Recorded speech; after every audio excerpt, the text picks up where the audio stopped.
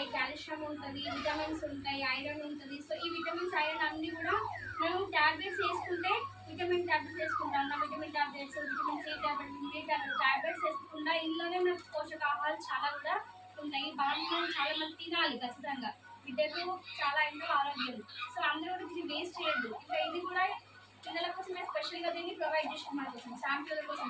ఎవరైతే బలహీనంగా ఉంటారో చిన్న పిల్లలు వాళ్ళకి ఖచ్చితంగా ఇది పెట్టాలి. ఖచ్చితంగా పెట్టేందుకు పోషక ఆహారం అనేది ఇంకా వాళ్ళు ఎటువంటి లోపం లేకుండా వ్యాధి నిరోధక శక్తిని తగ్గకపోకుండా ఇంకా హెల్దీగా వాళ్ళు ఉంటారు. సో ఎగ్స్ కూడా అందరూ బాయిల్ చేసుకొని తినాలి. ఆమ్లెట్లు వేసుకుంటా ఫ్రై చేసుకుంటా తినడం కాదు, బాయిల్ చేస్తే అందులో ఉన్న ప్రోటీన్స్ అనేవి ఇంకా మంచిగా ఉంటాయి. ఇంకా చిక్కీస్ ఇవి కూడా అందరు ఇంట్లో తయారు చేసుకున్నారు, పల్లీలు బెల్లం. సో బయట దొరికిన దానికంటే ఇంట్లో పల్లి బెల్లంతో మేము తయారు చేసుకుంది. దీన్ని వాళ్ళని తినాలి అనిపించకపోతే దీన్ని ఎన్నో రకాలుగా మనము వాడుకోవచ్చు, తినవచ్చు. డైరెక్ట్ తినలేము అనుకోండి, దోశలు వేసుకోవచ్చు, స్వీట్స్ చేసుకోవచ్చు, ఎన్నో రకాలుగా తినడం తయారు చేసుకుని తినవచ్చు. కొంతమందికి డైరెక్ట్ తినడం ఇష్టం ఉండదు. సో ఎట్లా తినవచ్చు. తిని ఈ మునగాకు కూడా పప్పులో వేసుకోవడం వల్ల కూడా చాలా ఐరన్ ఉంటుంది దాంట్లో.